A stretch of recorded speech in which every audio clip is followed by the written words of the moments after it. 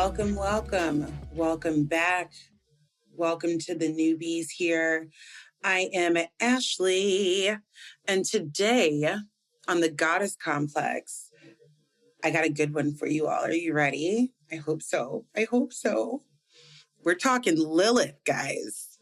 Woo! We are talking the divine, the dark goddess Lilith, darling. For those of you that have been following my work for a while, you know that I love working with Lilith. Working with Lilith, oh my God, really connecting with the goddess and really digging into my connection with the goddess and my Lilith points in my birth chart created a whole new level of self-awareness and of accountability that I didn't know that I could have, that I needed, that I should have, right? So I am super excited to bring this to you guys and to educate you a little bit on Lilith. Now, we're going to be talking a little bit about Lilith history, and then we're going to get into Lilith astrology and all that good stuff. It's a super juicy episode. But I want to preface this episode by talking a bit about Carl Jung. And you're probably going to be like, what? I don't get it. But we traditionally work with Lilith in astrology to work with our shadow self, our shadow side.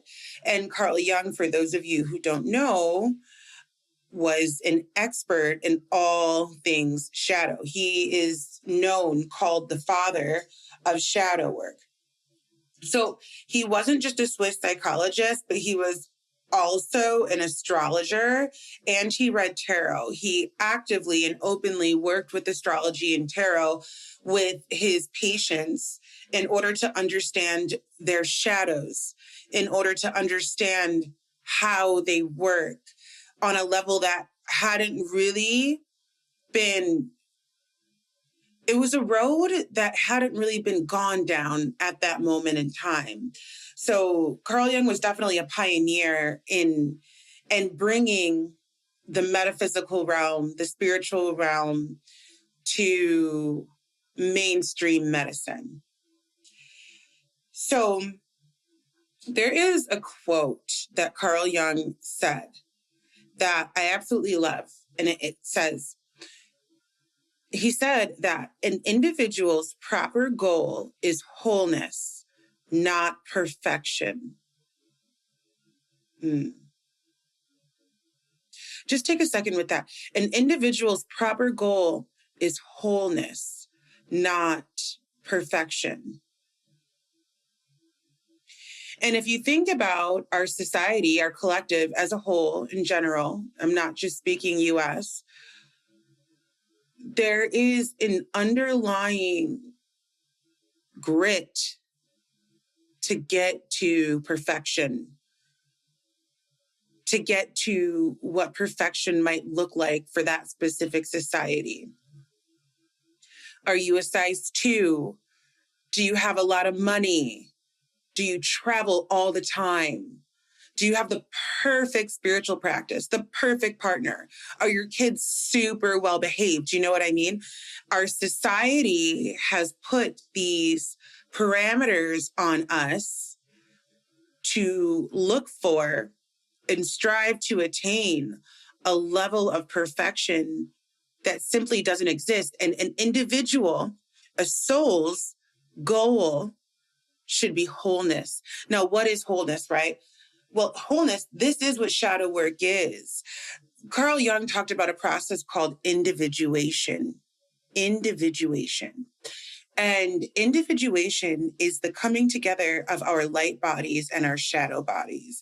It's the coming together of the idea of ourselves that everything is great and everything's okay and I'm a good person and I contribute to society and all this stuff, right?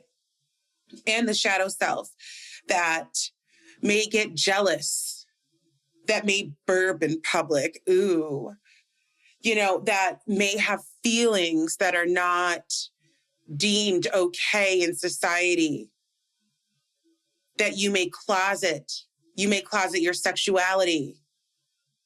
You may work at a job that you feel like you have to, because that's just what was in line for you. Taking over a parent's business, right? I'm trying to give you guys real world examples of what a shadow self, a shadow side might look like in society today. Taking over the family business when you really don't want to do that. All you want to do is travel, but you do it anyway, right? So individuation is the coming together of both these sides of self, both these, very opposite sides of self. And whenever I talk about it, it reminds me of as above, so below, right? The first rule of witchcraft, as above, so below. You can't have one without the other. Here in Earth School, in this Earth game, we work with duality every day. We work with the concept, the idea of duality constantly. And there's a reason why. This construct, right? This ball that we're walking on, that we are living in this exact dimension, individuation in the process of is another form of duality. And our souls also have duality. We have these light bodies and these shadow bodies, our shadow selves. And for years, decades, you have been told to repress your shadow nature. You have been told to repress who you actually are. You have been conditioned and told that certain feelings were wrong, were not okay, and they should be closeted. You know the shows, right? This is a great example. We've all seen a show like this or a movie of that one girl who's like super duper mousy, right?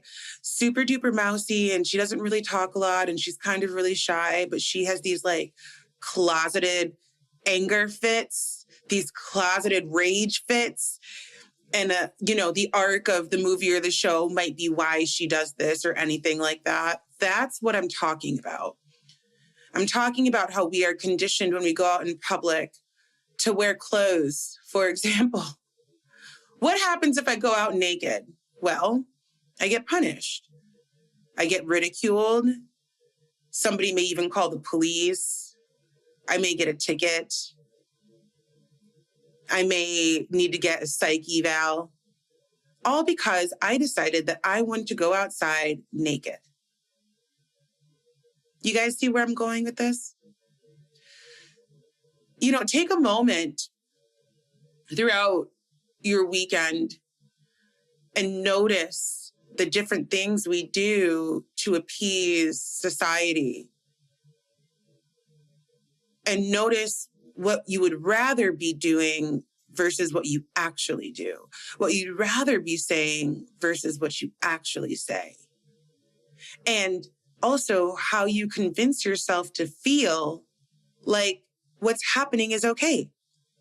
And none of this is your fault. We are fucking hella conditioned. That's just the point. No matter where you guys are listening to this, no matter what part of the world you're listening to this on, we are a very conditioned species. And it has been happening for millennia. And not to tangent too much, because this is a Lilith episode, but this is why, there's such a big push right now for us to get to work, for us to create spiritual evolution, for us to create movement towards a new earth.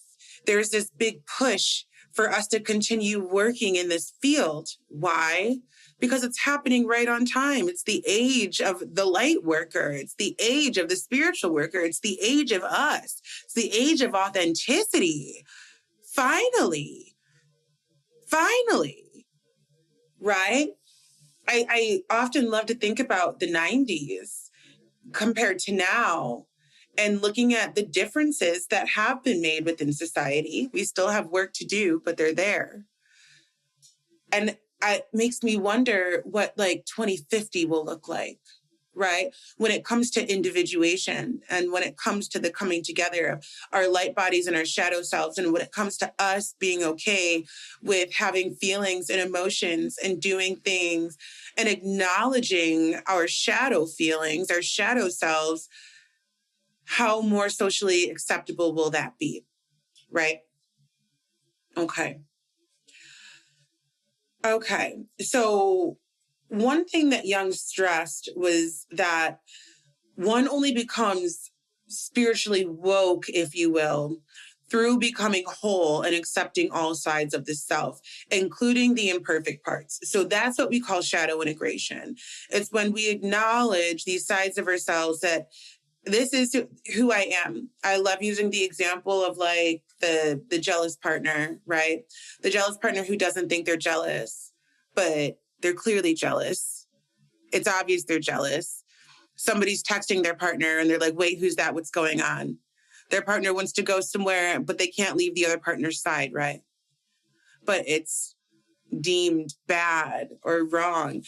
How do you feel when I even say the word jealous, guys? I'm challenging you to really dig into your intuitive feelings. How does it make you feel when I say jealous, angry, anxious, saddened, insecure, versus happy, balanced, everything's okay, initiated, welcomed? Can't you feel the difference in the vibration of the words? There's a distinct difference. And that's why, and they're just words, right? But words have power. But that's why we tend to shy away from describing ourselves with verbiage that society or our parents or family members have deemed negative or bad. Negative and bad are just labels, they're constructs, they're ways we use to describe things, but they don't actually mean that. They mean whatever we give them. I hope that makes sense. You know, the meaning of the words we use, we give them life. We give them that meaning. And it's time for us to take our power back and be okay with the unpleasant, right? And be okay with all sides of our shadow, and not only be okay with all sides of our shadow, but understanding our shadow. That's the point. You all can do shadow work until you're blue in the face, but it's about understanding and loving, unconditionally loving our shadow self, unconditionally loving every single part of ourself that society has deemed imperfect in some way, loving every part of our soul that our parents damned, that our partner or ex-partner damned, that we damn. It's about loving all of you and understanding where some of these shadow traits come from. Both of those things, loving your shadow and understanding where it comes from, both of those things are integral when you are doing your shadow work and when you are working with the Divine Goddess Lilith. Okay, so let's dig a little bit into the Lilith story. Okay, so the Lilith story has a few different interpretations. All right. So the first one we are going to look at is we're going to look at Lilith in the Hulubu tree, right? So there are a number of different Lilith myths and stories, and they all vary slightly from one to the other, but we're going to focus for this podcast on two of the most common ones. So the Sumerian myth, and the Sumerians existed before 2000 BCE. We are going to dig into the Sumerians within this podcast. There's a lot of connections between starseed lineages and aliens and all of that, and alien evolution with the Sumerians. But for another podcast, guys, for another podcast episode, I should say. So in this story of Lilith, so this first story that I'm going to give you guys, it's taken from Inanna, the Queen of Heaven and Earth by Samuel N. Kramer and Diane Wolkstein. So Inanna was said to be the daughter of Enki. Enki is a Sumerian god. Again, I could talk all day about Enki, but we'll get there when we get there. So one evening, there were two primordial gods. They were banging it out, to be direct. They were getting after it, right? So because of that, they were caused this great storm, and they uprooted this tree, just literally getting after it. And Inanna plucks this tree from the depths of the water that it fell into, right? So, these two primordial gods are just having a whole lot of great sex. They cause this storm. This tree gets uprooted and falls down to the depths of the water. And here's Inanna coming in somewhere, and she's like, oh, I want this tree. I'm going to take it. And she plants it in her garden. Okay. And she intends to use the wood for her throne. And her throne is symbolic for power, right? And she also wants to use the tree to create her bed, like her bed frame. And her bed is symbolic of love, right? So over time, some unwelcomed guests started appearing within the tree. So in the roots of the tree, now listen to this, guys. In the roots of the tree, there was a snake who, according to this rendition, cannot be charmed, end quote. And in the branches, an Anzu bird. And if any of you all know your symbology, you'll know the Anzu. The Anzu bird is quite symbolic in many, many, many different traditions, spiritual traditions, but we can trace it back mainly to Egypt. And the Anzu bird was making a nest for its young. And then in the trunk was Lilith, the goddess, darling, sitting there peacefully, unmoving. So the snake is said to represent earth magic and the Kundalini. There's that word again, guys. There's that word. The Kundalini, which is said to sit at the base of the spine, and it moves up from the spine during the ascension process. And to this day, as you guys know, the snake represents the Kundalini awakening and enlightening the chakras, hence the term waking up. If you all haven't checked out my chakra episode, shameless plug, LOL, go check it out. We go deep into the chakra episode. There's going to be a part 2 totally on the Kundalini. So keep these little nuggets of information in your back pocket as we move through this first season. So the bird, the Anzu bird, represents the world of spirit, and it shows up through flight, right? So the actual flight of the bird is said to be symbolic of spirit, right? So Lilith, she can be seen as the conduit between the earthly realms and the spiritual realms. You guys see how I'm getting that? So the snake is sitting in the roots, right? And connected to all things earth magic. And then the bird is symbolic of spirituality and flight and flying. And then Lilith is in the middle, being the vessel, the connection between these two worlds, the connection between heaven and earth. Both the bird and the snake are a part of Lilith's nature, and they're said to be untamed. At this current moment, they're said to be untamed. Okay. So although untamed, right, whatever that might mean, what do you guys think of when you think of untamed? You think unruly, you think wild, you think crazy, you think primitive, right? But even though Lilith and this energy is said to be untamed, there's still this knowledge that Lilith has to give to young goddesses such as Inanna, right? But she is so young and immature, she's not ready to receive this knowledge at all. She's like, who the fuck is in my tree? To just be direct with you guys. She goes and gets her brother, Gilgamesh.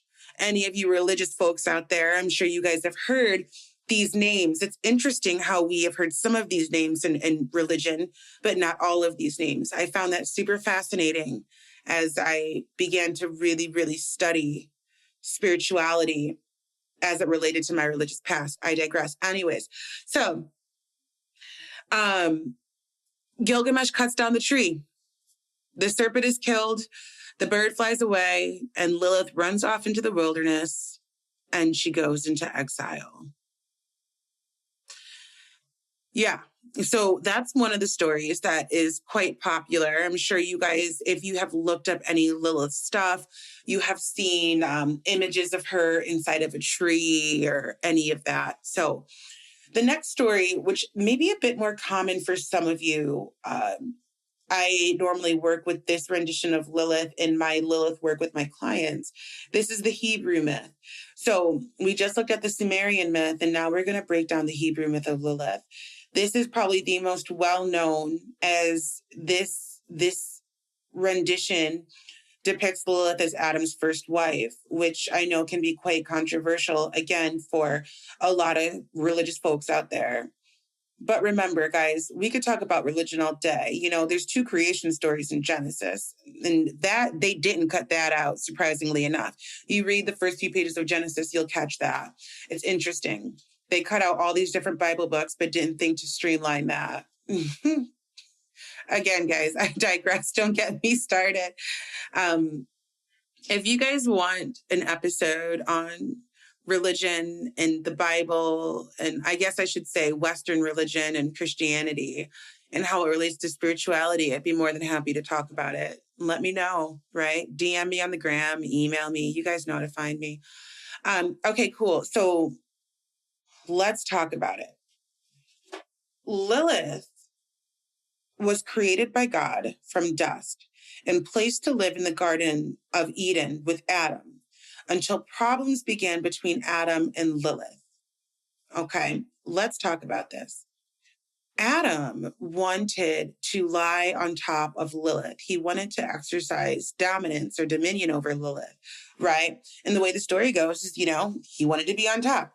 And Lilith was just kind of like, but wait, like, why can't I be on top of you during sex? She refused to lie beneath him. She believed that they were created equal, both from the dust of the earth. Thus, they should be able to share roles and dominance and being submissive, one would think. So after Adam disagreed, right? Adam was like, no, can't happen. No, thank you. God comes on over, like, what's going on? Lilith utters God's ineffable name. I'm sure that rings a bell, uttering God's name. Utters God's ineffable name and then runs off. She runs off to a cave, the Red Sea. She runs away into the forest. I've also seen that too. And she goes into exile there, okay? And while she's in exile, God sent 3 angels to retrieve her.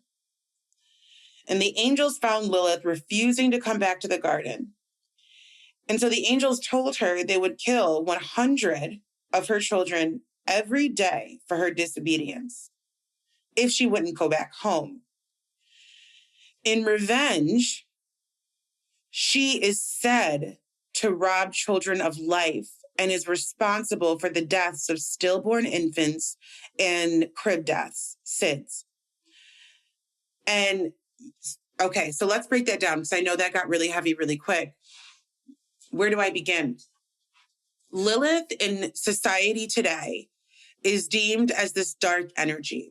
If you know anything about Lilith that's not from spiritual society, it's probably from mainstream pop culture or from your religious upbringing or background, and you probably associate Lilith with demonic entities, with dark entities, baby killing, but you're unsure why. Like, if you are familiar with Lilith at all in these ways, where does it come from? Probably religion. Or the way Lilith is portrayed in mainstream television, which also comes from religion. So this rendition of this story is why. When Lilith chose to not go back to the Garden of Eden and be Adam's wife, God's 3 angels said that they would kill 100 of her children every day for her disobedience. And because of her disobedience, Lilith got clumped in to being responsible for the death of children when it was never her thing to begin with. I hope you guys are following me. This was never her thing. She was being punished for something that she had every right to say no to, right? So I hope that makes sense, guys. And of course, it's like the game of telephone. So we're talking about this like ancient story being passed down from generation to generation to generation. And then you get to, oh God, what's the word? The superstitions. Male children are at risk of Lilith's wrath for 8 days after their birth or until circumcision. And girls are at risk for 20 days after their birth, right? It's really, really interesting, right? To see how this all plays out. Now, the last half of this myth, and then we'll get into the astrology of Lilith, but I want to bring this to light. So the Hebrew story, it ends with, although Lilith stole children's lives in the night, she agreed to not kill the children who had amulets of either of the 3 angels. After the angel's departure, Lilith tried to return to the garden, but upon her arrival, she discovered that Adam already had another mate, Eve. So out of revenge, Lilith had sex with Adam while he was sleeping and stole his seed. With his seed, she bears Lilium. That's Lilith, Lilium, Lilium. Earthbound demons to replace her children killed by the angels. Lilith is also said to be responsible for males' erotic dreams and night emissions, aka wet dreams. Crazy, right? What I find to be even crazier is that we have Lilith, having sex with people at night while they're sleeping. We have Lilith killing babies. We have Eve giving Adam an apple so that Adam can disrespect God and all of that. We have women being these sources of such corrupt evil within the mythology and the history of the patriarchy. Fascinating, right? And then we wonder why women have such a hard time with everything. We have a hard time speaking up for ourselves. We have a hard time holding space for ourselves. We have a hard time giving ourselves what we need. We have such a hard time doing for ourselves. We have such a hard time working against the patriarchy in search of something more, something better, right? Again, going back to what I was saying before, guys, all of us, women, men, everybody in between, are aggressively conditioned in these ways. Conditioning happens over generations. So I'm not even talking about the 32 years of conditioning I've endured. I'm talking about the conditioning that my mother has endured, that my grandmother has endured, that my great-grandmother has endured. It's all in me, right? So it may feel a little, what's the word? Overwhelming. Like, I can't do this. I can't change generations and timelines. Like, I'm too small for this. I can't do this. Yes, you can. That's why you're here. You can do it. Start out small. Work towards understanding these aspects of yourself. Work towards understanding the most repressed version of who you are, right? And don't always think that the shadow is something negative either. There's something called the golden shadow. And that is to say, some of the best qualities that you admire in other people are also in yourself, but you're unable to see it, right? You're unable to feel like what you offer is of equal or greater value to somebody else offering the same thing. This could be imposter syndrome, but it's a bit deeper than imposter syndrome, the golden shadow. It's a bit deeper. For example, let's say you want to start a business. You see everybody else doing it, but you feel like you can't do it. That's a shadow self. That's your shadow, right? So, okay, let's get into Lilith. So, before we relate these stories to astrology, I want to talk about the astrology side, okay? So we have 4 different Lilith points in our chart. Most astrological engines are going to give you mean or averaged Black Moon Lilith. In reality, we have asteroid Lilith, dark moon Lilith, and true Black Moon Lilith, and the average Black Moon Lilith. Asteroid Lilith is the initiator. It's like the first pain. I relate it back to the part in the Hebrew myth when Lilith was like, why can't I lie on top of you, Adam? And Adam was like, because that's not how it rolls, boo. And Lilith was like, what the fuck? Asteroid Lilith. That's when you first recognize that something you did or something you do or some way you act is deemed wrong, is not okay. Whether you understand this when you're 5, whether you understand it when you're 15, whether you get scolded by your teacher, whether you watch something on a show, whatever it is, it's that first time when you realize that this isn't okay and it's not considered normal, if you will. Asteroid Lilith was discovered in 1927, and it's one of many asteroids scattered between the asteroid belt between Mars and Jupiter. Fun fact, there's a lot of theories out there that asteroid belt was actually another planet. More on that later. So asteroid Lilith is the only physical celestial object associated with Lilith. It's the only physical one, tangible one that's associated with her. Its orbital period is roughly about 4 years and 4 months, spending about 4 months in each sign. It's super erratic as well. Now, dark moon Lilith, it's not a physical object like Lilith. And it's not a calculated celestial point like Black Moon Lilith. So the dark moon Lilith, this is fascinating. It's a hypothetical. What it is it's a secondary satellite to Earth gliding somewhere beyond the moon, hidden in a dust cloud. What the fuck? So what I'm saying is astronomers have noticed this. When I say secondary satellite, I mean like gravitational pull point. That's what I mean. We're digging into the astronomical side of this, but that's why I love astrology. So good. So dark moon Lilith, again, it's this secondary point and it's gliding somewhere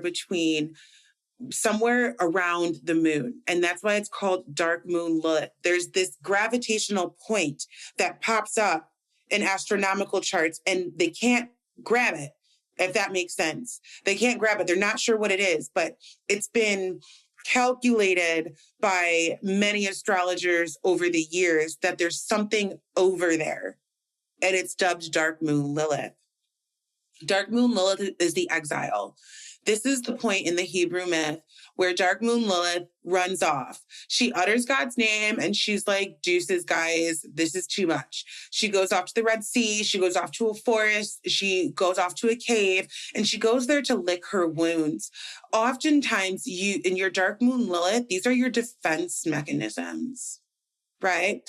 This is like why you do some of the things you do, why you act and or react in some of the ways that you act and react, right? This is when you get to like the meat and potatoes of why you responded in a way that you didn't really want to respond, or why you function in relationships in a way that doesn't feed your soul sometimes.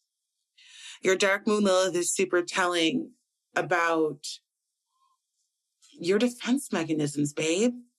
It's your why. It's a really, really, really powerful point to work with. And I wish we had more people doing this work in the astrological community. It's heavy work. There's not very many Lilith workers out there. And I'm the only one that I know that works as deep with Lilith as I do. But yeah, it's great shit. That's all I can tell you. Okay, so Black Moon Lilith. So like I said, the reason why, just like the nodes, there's a true node and the average node. When you look up your north node, you're looking at your average node. 9 times out of 10, you have to go inside the settings and check true node. With Black Moon Lilith, the orbit, again, is quite erratic as well. So most astrological engines will give you Black Moon Lilith averaged. Astro.com is the only one that I work with when I'm doing Lilith work for clients because it gives me the exact points, okay? Now, Johannes Kepler, He famously discovered all orbits are elliptical. Okay, so go with me here, guys. All orbits are elliptical, not circular. And elliptical orbits, think of an oval. They have two focal points, one on each end of that oval, right? You would think one, but again, think of the points of an oval. And in the case of the Earth and the moon, where the moon orbits the Earth, so think about the moon orbiting the Earth in an elliptical shape. The Earth is one of the focal points, and Black Moon Lilith is the other. Ha! What a vibe, right? And guys, what I'm telling you, this background is all astronomical. You can look it up, right? Because I know there's a lot of people in the woo that's like, well, this is just astrology, even though astrology is the shit and it's been around since before our fancy telescopes, but we won't talk about that right now. But so yeah, the moon orbits the Earth in an elliptical fashion. The Earth is one focal point. Black Moon Lilith is the other focal point. It's been described as like a ghostly twin to our planet, right? This other focal point. It's got gravity. It's got weight, all of that. But it sits like an invisible sister to the Earth. What the fuck? This work is just so amazing. And this, babe, this is your Black Moon Lilith. I love it. So your Black Moon Lilith point, when you were born into this earth on your born day, your Black Moon Lilith point, that's exactly where this position, this focal point with gravity and weight was in the universe. That's what this is. That's where it was, where this gravitational point was. I hope that made sense. Okay. So the biggest difference between the two is that average Black Moon Lilith doesn't take into account any of the retrogrades. The retrogrades of Black Moon Lilith, they're very unpredictable. Okay.